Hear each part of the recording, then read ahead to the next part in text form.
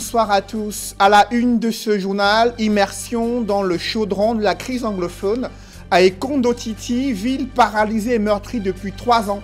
Au regard de l'enlisement de la crise anglophone, des violents affrontements entre des groupes séparatistes et les forces de sécurité et de défense, les populations vivent la peur au ventre, l'ambiance est morose et la ville d'Ekondotiti paralysée sur le plan économique, social et politique. Dans un tel contexte, le président de la République appelle au pardon mutuel. Quel est l'écho auprès de l'opposition de cet appel au pardon lancé par le chef de l'État?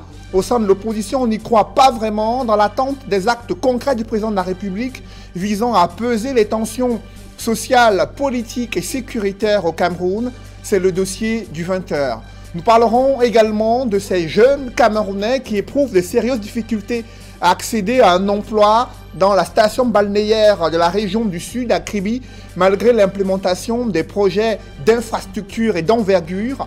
Très peu peuvent accéder à ces emplois, confrontés au chômage, au sous-emploi et à la misère. Ces jeunes expriment le désarroi devant le représentant personnel du chef de l'État. Nous en parlerons dans ce journal.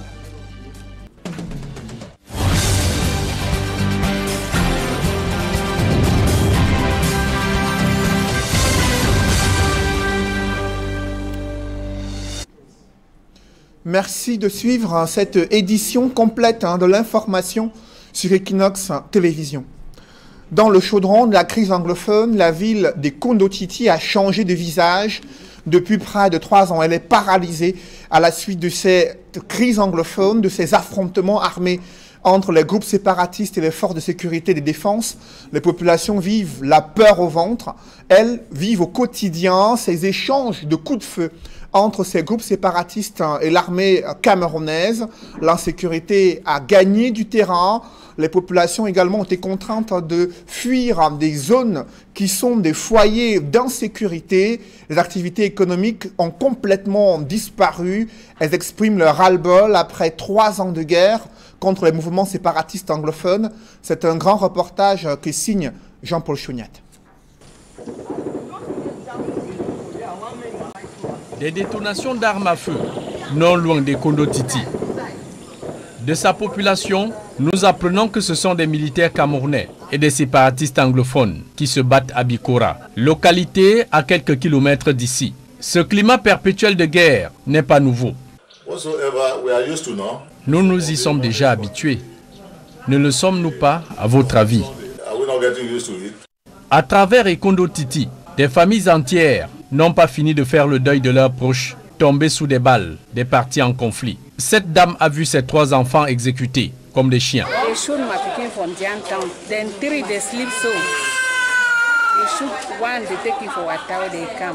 Le premier a été exécuté et jeté dans la rivière. L'un d'eux rentrait dans la maison, on l'a retiré et on l'a fusillé. La mort de cet enfant nous a chagrinés. Affolés, nous courions dans tous les sens. Et qui l'avait tué? Des militaires. Il a supplié qu'il n'ait pas embassonnier, on l'a fusillé. À la paroisse San Anthony Church, les murs de la chapelle portaient les stigmates des impacts de balles. Les fidèles ont eu la peur de leur vie en pleine messe de Pâques. Il y a eu des coups de feu. Incertains des minutes suivantes, nous avons laissé partir des enfants en plein baptême pour leur sécurité. À Ekondotiti, le cours normal de la vie est perturbé depuis des années. La crise anglophone a tout paralysé ici. Fermés depuis lors, les établissements scolaires ont trouvé une formule de substitution avec la mise en place d'un foyer fourre-tout pour des élèves venant de toutes parts. L'administration a ramené ses élèves et enseignants ici pour leur garantir un minimum de sécurité face aux méfaits de la crise. Ekondotiti sans eau potable a vu toute son activité économique paralysée. L'économie est très affectée. Rien ne bouge. Les bandes armées persécutent les commerçants venant de Kumbar. Partir des Kondo Titi pour Kumba est devenu un jeu de tombola. La circulation peut être ouverte le matin, mais bloquée en soirée. L'une des graves conséquences de cette crise anglophone, c'est la cessation d'activité de la PAMOL, fleuron de l'agro-industrie, principale pourvoyeuse d'emplois dans la région. En dépit de cette paralysie de la vie active et la prolifération des bandes armées dans la zone, les autorités administratives continuent de renforcer la sécurité avec une présence accrue des militaires. Nos forces de défense font un bon travail dans la sécurisation des biens et des personnes. Vous constatez bien que le sous-préfet que je suis n'a pas fui son poste. À Ikondo Titi comme partout ailleurs au sud-ouest, la population vit la peur au ventre, la peur de se voir kidnappé et abattu un de ces jours. Après un an d'attente, les souscripteurs de la MIDA commencent à percevoir les 30% des montants déposés dans cette structure. L'opération de remboursement a débuté ce jour à Yaoundé. Le gouverneur du centre a mis en garde les souscripteurs contre les tentatives de fraude. D'autres précisions avec Marcelin Gansop. Enfin, les souscripteurs de la MIDA peuvent pousser un ouf de soulagement. Au bout d'une année d'attente, faite de stress et de questionnement, les voici enfin devant les guichets pour entrer en possession de leur dû. On dit merci à l'État parce que ça fait un an qu'on vient de recevoir 31% de notre argent. Oui, on avait le projet, mais ça ne va pas suffire, mais on peut quand même faire commencer quelque chose avec le peu qu'on a eu. Ce n'est pas encore la totalité des montants misés, mais c'est déjà mieux que rien, grâce notamment au coup de pouce d'1 milliard du président de la République, soit un total de plus de 4 milliards 800 millions de francs CFA, à distribuer à environ 12 600 souscripteurs. Pour cette première journée, 1000 personnes sont attendues devant les différents guichets, ouverts dans un pan du stade militaire de Yaoundé. Nous avons dit le prorata, ça veut dire que par rapport à ce que vous avez mis, il y a un pourcentage jusqu'à 31% qui vont toucher. Pour leur dire merci aussi à ces enfants qui sont restés calmes pour voir enfin que ce que nous disons depuis fort longtemps n'était pas commérage, que c'était la réalité. L'argent est là. Et pour ceux des souscripteurs qui ont des réclamations ou quelques soucis, une commission spéciale est à leur disposition. En procédant au lancement des paiements, le gouverneur de la région du centre a invité les uns et les autres au calme et à faire preuve de responsabilité, non sans mettre en garde ceux qui seraient piqués par le virus de la fraude. Parce que l'autre jour, il y a quelqu'un qui est venu pour une réclamation, il avait 75 parts, il a ajouté 0. Vous voyez ce que ça donne? C'est un prisonnier, ça. C'est condamné par notre code pénal pour la lecture. Donc si vous avez reçu là-bas que vous n'êtes pas sûr, faites comme si vous alliez faire pipi. Vous rentrez tranquillement parce qu'il y a les forces qui sont là pour arrêter tous les cas de fraude qui seront donc réglés par la suite. Ce dénouement heureux, bien qu'il soit partiel, vient calmer un tant soit peu les souscripteurs qui étaient sur le pied de guerre depuis avril 2018, lorsque le gouvernement a mis un terme aux activités de la MIDA, dont les principaux responsables sont aux mains de la justice.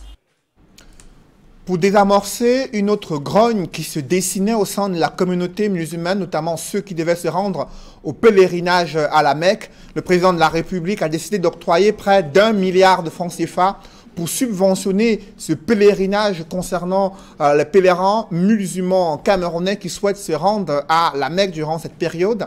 Le ministre de l'administration territoriale l'a fait savoir ce jour et l'on note une bataille feutrée autour de cet accompagnement et encadrement des pèlerins musulmans camerounais dans le cadre du El Hadj prévu à la Mecque. D'autres précisions avec Guy Zogo. Il y avait de la colère dans l'air au sein de la communauté musulmane à propos du coût du Hajj 2019. Désormais, c'est le soulagement qui prime. Et pour cause, un soutien financier du président de la République à la suite d'une sollicitation de la communauté musulmane est désormais une réalité. Le dit collectif a une fois de plus fait recours au chef de l'État en sollicitant son appui spécial pour que le prix du Hajj 2019 soit ramené à celui de l'édition 2018 afin de permettre au plus grand nombre Camerounais musulmans désireux de se rendre au pèlerinage à la Mecque d'accomplir leurs devoirs religieux. Pour répondre à la doléance qui avait été formulée par la communauté musulmane à propos du Hajj 2019, une subvention vient d'être accordée aux pèlerins pour le compte du pèlerinage de cette année. Le ministre de l'administration territoriale a le plaisir d'informer la communauté musulmane que le chef de l'État a octroyé une subvention de 1 milliard de francs CFA à tous les pèlerins, permettant de ramener le coût du Hajj désormais à 2 242 000 francs, prix de l'édition 2018. Bénéficiaire de cette attention, la communauté musulmane s'est dit soulagée. Nous, collectif des associations islamiques, des imams et des encadreurs des pèlerins musulmans, venons auprès de votre très haute bienveillance vous remercier profondément pour la subvention du Hajj 2019 d'un montant d'1 milliard de francs CFA. Avec cette issue, le Hajj 2019 retrouve de la sérénité. Ces derniers jours, le ton était monté, des lettres au vitriol contre le ministre de l'administration territoriale ont alors circulé sur les réseaux sociaux, faisant état de la volonté de la communauté musulmane d'en découdre si le coût du Hajj 2019 n'était pas revu à la baisse.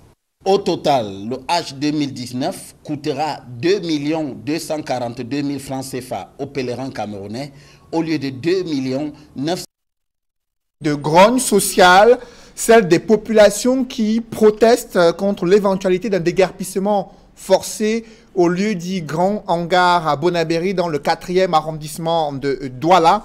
À l'initiative d'un projet gouvernemental, ils ont protesté contre l'éventualité d'un déguerpissement forcé. Ils disent avoir acquis leurs espaces, leurs lopins de terre en respectant les règles en la matière et qu'ils sont contre les déguerpissements annoncés dans cette zone pour l'implémentation d'un projet.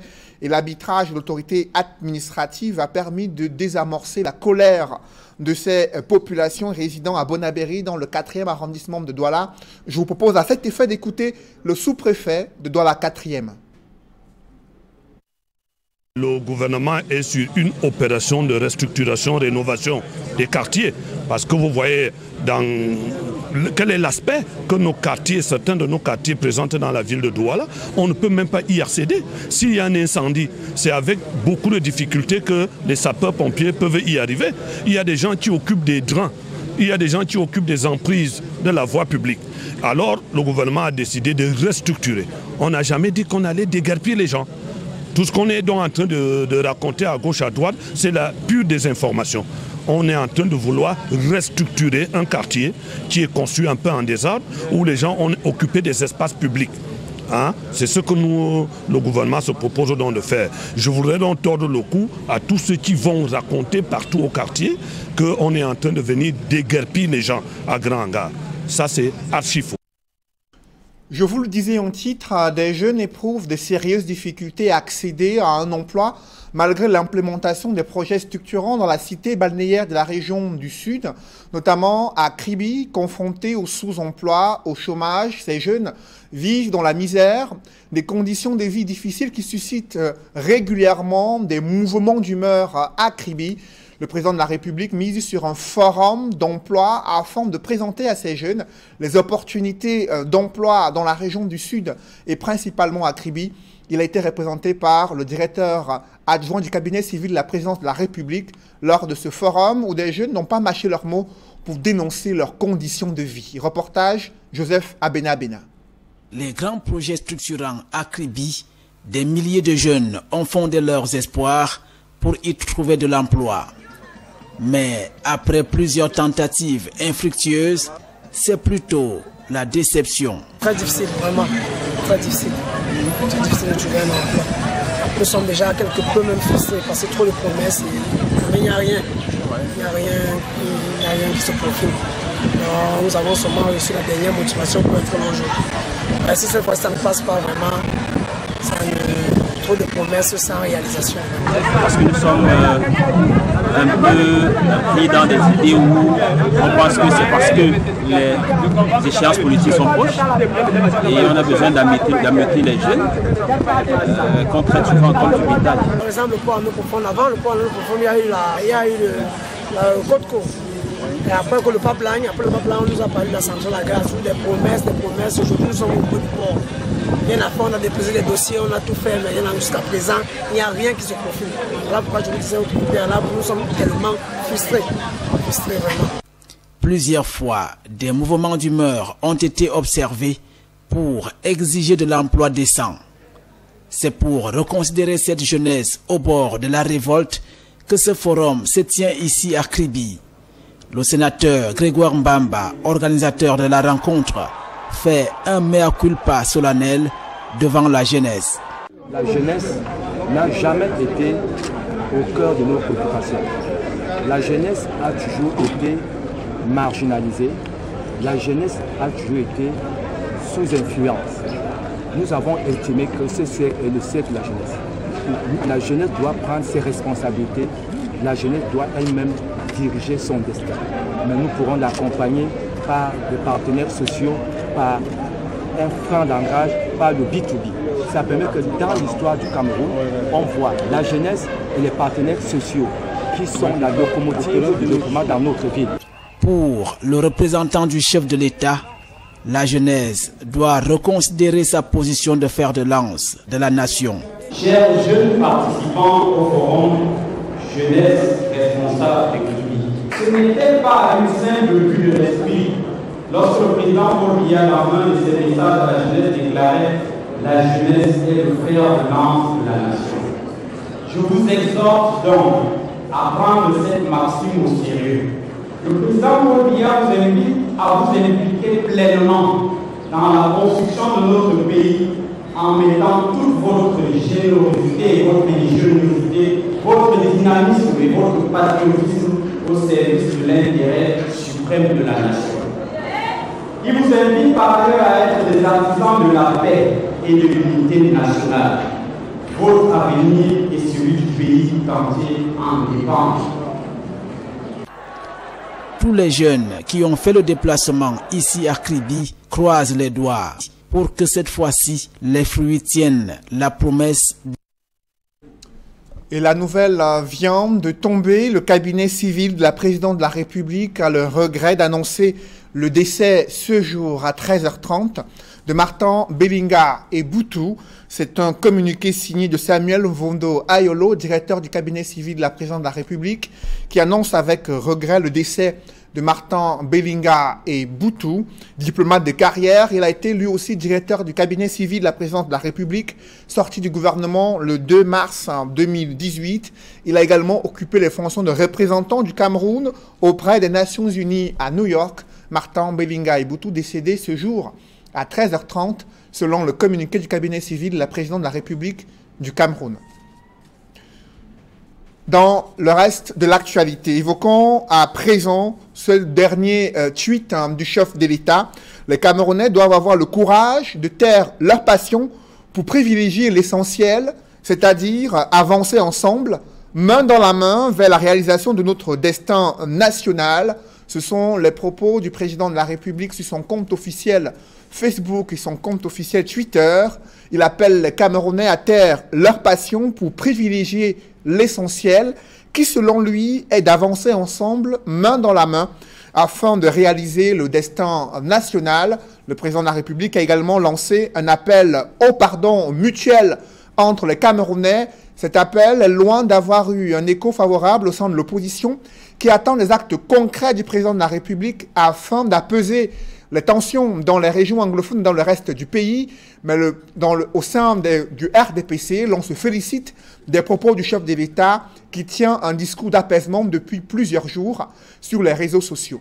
D'autres précisions avec Kediara. Les communications digitales du président de la République sur l'ensemble de ces plateformes suscitent un grand intérêt auprès de ses followers et de la population camerounaise de façon générale. Si ces silences d'hier étaient à l'origine de moult débats et réflexions dans les chaumières et sur les plateaux télévisés, aujourd'hui sa communication à outrance provoque les mêmes conséquences. C'est le cas d'un post Facebook rédigé sur sa page le 7 mai dernier à 10h15, dans lequel il parle de l'importance de pardonner, d'oublier et de tendre ensemble vers un but commun. La publication sera sujette à près de 1200 partages et enregistre un peu plus de 2600 commentaires d'appréciation et de dépréciation du message passé. Interrogé sur la question, l'honorable Ninche explique. Il demande aux Camerounais de pardonner et d'oublier. Les Camerounais n'ont aucun problème. Le problème, c'est M. Biya, parce que M. Biya a hérité d'un pays prospère, d'un pays en paix, et il a dilapidé complètement cet héritage-là. Pour lui, sa demande de pardon ne saurait être crédible si certains paramètres n'ont pas été préalablement gérés. S'il y avait un pardon à demander, c'est M. Biya qui doit demander pardon au peuple camerounais pour ses nombreux crimes contre ce pays. Et la meilleure façon de demander pardon, c'est, n'est-ce pas, de démissionner, c'est-à-dire céder la place à quelqu'un d'autre. Les Camerounais ont quand même suffisamment de compétences, y compris même dans le RDPC, qui peuvent vraiment redresser ce pays. Donc M. Biya doit tout simplement rendre son tablier, permettre aux Camerounais de se réconcilier entre eux et prendre un nouveau départ. Un point de vue qui rejoint celui défendu par Franck Essi. Pour une fois qu'il décide de s'exprimer sur des choses qui préoccupent les Camerounais, on s'attend non pas à des prêches de prêtres ou d'imams, mais surtout à des actions. Nous pensons qu'aujourd'hui, le plus urgent avant de pardonner, avant d'avancer, c'est de dialoguer. Et il se trouve que M. Biya est celui qui, jusqu'à ce jour, n'organise pas le fameux dialogue inclusif que tout le monde appelle de ses voeux. C'est lui qui refuse d'écouter les religieux, refuse d'écouter la communauté internationale, refuse d'écouter les voix de la société civile et politique. Donc, en tant que président, on n'attend pas des vœux pieux à travers des tweets. Mais on attend qu'il soit présent sur le terrain, aux côtés des personnes qui souffrent et surtout qu'il crée les conditions pour que les Camerounais se réunissent à nouveau et trouvent des solutions consensuelles aux problèmes qui les divisent.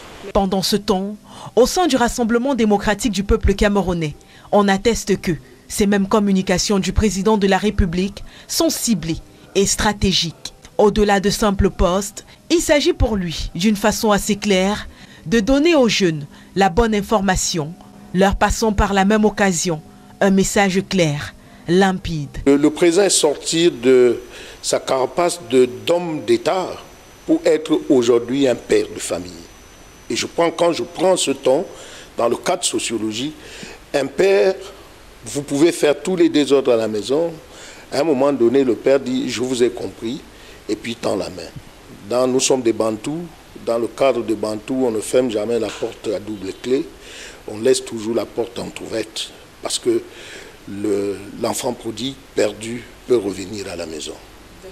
Il s'agirait donc de poser les préalables d'un retour à la paix plutôt que de susciter des commentaires de haine, comme c'est le cas sur la page. Maintenant, le ton que donne le président et la compréhension, c'est que plus que jamais, il avait dit qu'il est un mendiant de la paix. Et je pense qu'aujourd'hui, il veut passer à cette date. À savoir retrouver un Cameroun uni, un Cameroun qui pense, qui voit ensemble vers une même direction, un Cameroun qui a un passé, et donc le passé qui sert normalement, qui nous permet de gérer le présent et d'intégrer le futur comme une dimension du présent. Et le président de la République s'est exprimé encore ce jour sur son compte officiel Facebook. Les Camerounais doivent avoir le courage de taire leur passion pour privilégier l'essentiel, c'est-à-dire avancer ensemble, main dans la main, dans la réalisation de notre destin national. Ce sont les propos de Paul Biya sur son compte officiel Facebook, au moment où le chef de l'État appelle les Camerounais a avancé main dans la main. La Cour d'appel du centre a encore rejeté 27 demandes de mise en liberté lors d'une audience habeas corpus concernant des militants du MRC arrêtés depuis la fin du mois de janvier 2019. C'est du moins ce que révèle le porte-parole de Maurice Kamto. L'audience est tenue hier à la Cour d'appel du centre. Et ce jour, ils étaient environ 8 autres militants du MRC devant le juge du tribunal militaire à Yaoundé. Il a notifié 3 ordonnances de rejet de demande de mise en liberté, selon le porte-parole de Maurice Kamto.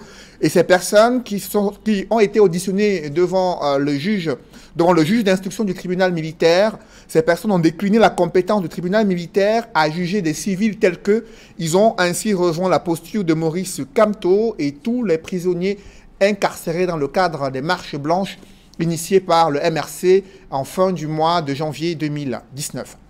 Évoquons à présent la problématique de la gestion des villes au Cameroun, notamment l'échec dans la lutte contre le désordre urbain. Aujourd'hui, ce sont les forces de sécurité qui se saisissent de ce fléau afin d'analyser les potentielles menaces sur la sécurité des principales villes du Cameroun et les stratégies visant à réduire de façon circonstancielle ce fléau qu'est le désordre urbain, notamment dans la ville de Douala. Reportage Innocent Abega et Jean-Paul Chouniat. De paroles d'experts, l'incivisme dans nos agglomérations et l'occupation des emprises sur la voie publique constituent la face visible du désordre urbain dans les villes camerounaises. Et la face cachée de ce désordre urbain, les urbanistes la situent dans l'occupation illicite des sols et les constructions anarchiques en violation des textes de loi régissant la gestion de l'espace urbain. À ce titre, les spécialistes qualifient Douala de modèle de laboratoire du désordre urbain au Cameroun et même en Afrique. Sont tenus pour principaux responsables de ce désordre les autorités administratives, les puissances de l'argent et tous les habitants sans exception de Douala. Le désordre urbain nous concerne nous tous. Nous sommes tous plus ou moins acteurs, chacun à ce qui le concerne, chacun à son niveau. Donc nous devons prendre conscience de la nécessité de résorber et d'enrayer le désordre urbain qui nous dérange tous. Dans toute cette confusion urbaine, où personne ne respecte rien, l'insécurité et la grande criminalité prospèrent. Pire encore, par ces temps où la stabilité du Cameroun est quelque peu mise à mal par les attaques kamikazes de Boko Haram à l'extrême nord. Les kidnappings dans les zones frontalières du sud-ouest et du nord-ouest, avec son cortège d'exactions des bandes armées. Il ne faudrait pas que les villes qui sont quand même les principaux établissements humains, que ce soit au Cameroun ou ailleurs, deviennent le théâtre de désordre qui couvre et qui cache moins bien des agendas plus ou moins cachés des uns et des autres. Il n'y a pas d'agenda autre dans un pays que la paix. Et face à cette menace sécuritaire qui se cache dans le désordre urbain, les forces de défense et de sécurité se saisissent de la problématique du désordre urbain. L'IFORCE est chargée de 2 missions statutaires. D'abord la formation, mais également la recherche appliquée dans le domaine de la sécurité intérieure et de la sécurité internationale. Mais comme vous le savez, la relation entre le local et le global s'inscrit dans la logique de ce qu'on appelle la glocalisation. Donc, le travail qui se fait aujourd'hui à Douala s'impose de lui-même. Réunis à Douala, urbanistes, patrons des collectivités territoriales décentralisées, forces de maintien de l'ordre, syndicats des transporteurs et commerçants, partenaires sociaux réfléchissent sur les moyens d'assainir la vie urbaine, devenue complexe à ordonner. Le problème, ce n'est pas d'échouer. Le problème, c'est la mise en perspective d'une gouvernance urbaine venant en renfort de toutes les autres politiques publiques de gouvernance visant à consolider d'une part l'unité nationale et d'autre part la stabilité étatique. Au cours de ce séminaire atelier, il s'agit pour tous ces experts et forces de sécurité d'élaborer des solutions qui, à défaut d'éradiquer le désordre urbain, devraient atténuer un phénomène grandissant au mépris du respect des textes et lois en vigueur au Cameroun. Les problèmes sécuritaires que vivent les pays de la sous-région Afrique centrale plombent la matérialisation de la volonté des chefs d'État de garantir la libre circulation des biens et des personnes. C'est du moins le constat que fait le comité ad hoc des ministres de la Sécurité et en charge de l'immigration au sein de la communauté économique et monétaire d'Afrique centrale. Ils ont évoqué l'enjeu de surveiller les frontières pour lutter contre le banditisme transfrontalier et le terrorisme, mais aussi la nécessité d'accélérer la mise en place du passeport biométrique dans les pays de la sous-région encore réticents à l'intégration régionale. D'autres précisions avec Sylvain Hippolyte Zangaou et Séverin Chouban. Si depuis des années, les chefs des États de la CEMAC réitèrent leur volonté à garantir la libre circulation des personnes et des biens dans la sous-région, sur le terrain, il existe encore des lourdeurs qui, selon Michel Niama, le commissaire en charge du marché commun de la CEMAC, peuvent s'expliquer par la nécessité de garantir d'abord la sécurité aux frontières entre les pays membres. Il nous faut des instruments appropriés pour pouvoir garantir cette libre circulation. Voilà pourquoi, en matière sécuritaire, nous avions eu besoin d'un partenaire de référence qu'est Interpol. Nous avons donc signé en 2013 ce protocole d'assistance qui fasse que nous puissions sécuriser nos frontières. Il est cependant réel que certains pays de la CEMAC ont souvent laissé apparaître un manque d'engouement pour l'effectivité de la libre circulation des personnes et des biens sur leur territoire. Ce n'est pas que les pays traînent les pas, nous sommes en train de travailler avec ces États. Pour preuve, en septembre dernier, nous avons signé avec la Guinée équatoriale. Donc, toutes les formalités ont été remplies. Il y a juste un problème d'impression et la distribution devrait commencer en ce qui concerne la Guinée équatoriale. Avec le Tchad, nous sommes très avancés, mais nous avons pris un léger retard avec le Gabon parce qu'en vérité, la République gabonaise, comme vous le savez, a connu, des élections. Nous les avons relancées il y a à peine 2 semaines. Nous devions en principe nous rendre, mes techniciens bien sûr devaient s'y rendre la semaine prochaine pour continuer le travail parce que c'est un travail technique. Le comité ad hoc des ministres de la Sécurité et de l'immigration de la CEMAC s'est donc réuni à Douala pour se pencher à nouveau sur la matérialisation du partenariat noué avec Interpol en matière de sécurisation des frontières. Une rencontre qui tombe à point nommé pour le Cameroun sous la menace de Boko Haram, dont les adeptes traversent souvent les frontières avec le Nigeria voisin pour créer un climat d'insécurité dans la région de l'extrême nord. Si nous, on a des frontières, la criminalité internationale n'en a pas. C'est pour ça qu'avec l'expertise de l'Interpol, il a été donc convenu avec nos chefs de l'État de sécuriser nos frontières. C'est un budget de près de 4 milliards qui est consacré à cette opération. Il s'agira donc de sécuriser les frontières extérieures à la CEMAC et les frontières intérieures. Plusieurs pays de la CEMAC connaissent des mouvements d'insécurité qui nécessitent la matérialisation de ces mesures visant à garantir la sérénité aux frontières. Un public reportage dans ce journal. Orange Cameroun illumine les Jeux universitaires à Tchang, dans le département de la Menoie. Des séminaires de sensibilisation des jeunes sur les opportunités d'emploi, l'animation artistique du village des JU, des facilités d'accès aux services d'Orange sont observés sur le site où se déroulent ces Jeux universitaires, édition 2019. Reportage. Après Marois en 2018, Tchang est de retour en 2019 pour cette 22e édition des Jeux universitaires avec un accompagnement exceptionnel d'Orangina. La cérémonie officielle d'ouverture de ces Jeux a eu lieu ce dimanche. Cérémonie fortement riche en couleurs et sons avec une crielle de personnalités parmi lesquelles le vice-premier ministre Jean Kueté, entouré des ministres de la jeunesse, des transports, des enseignements secondaires, délégués à la justice, des sports et de l'enseignement supérieur naturellement, qui avaient à leur côté les 8 recteurs des universités d'État ainsi que les promoteurs des établissements supérieurs privés, sans toutefois oublier certains chefs traditionnels de l'Ouest Cameroun. Bien avant la rencontre du jour, le nombreux public présent pour la circonstance a assisté aux allocutions d'usage. Le groupe Société Anonyme des Brasseries du Cameroun, avec les marques Vital et Orangina, pour lesquelles j'exprime notre appréciation à l'endroit de son directeur général, M. Emmanuel Détaigne. Puis a suivi le défilé des différentes délégations, fortement étayées par les fans clubs et leur animation aux allures de festival et de carnaval. Place a donc été donnée à la flamme des Jeux qui a ainsi marqué l'ouverture officielle et solennelle de cette 22e édition. Cette cérémonie d'ouverture qui s'est déroulée sous une forte canicule a heureusement bénéficié du soutien des brasseries du Cameroun avec sa boisson Orangina, sponsor de cet événement qui a étanché à souhait et aise la soif des invités grâce à son déploiement exceptionnel. Cette cérémonie a également été magnifiée par un match de football qui a opposé les filles de l'université de Tchang ici en noir à celle de Yaoundé 1. Cette rencontre va se solder sur le score de 0 but partout. Le football féminin est en train de prendre, n'est-ce pas, de l'ampleur.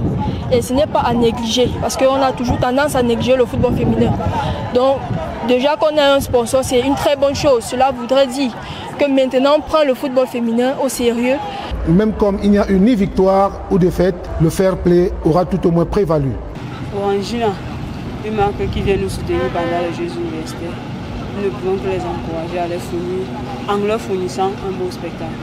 C'est ce qu'on a toujours voulu que les sponsors fassent, que ceux-ci ne s'intéressent pas seulement au football masculin, mais aussi au football féminin, qui a, ça il faut le dire aussi, un très grand avenir devant lui.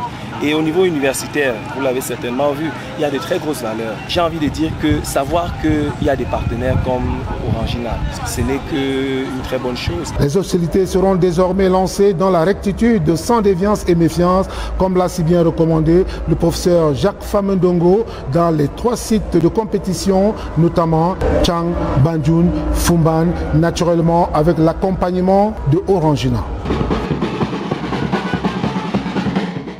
Vous avez suivi la mobilisation de la Société anonyme des brasseries du Cameroun sur le site des Jeux universitaires édition 2019 à Tchang, dans le département de la Menoie. Et évoquons cette nouvelle du cabinet civil de la présidence de la République qui annonce le décès ce jour à 13h30 de Martin Belinga et Boutou.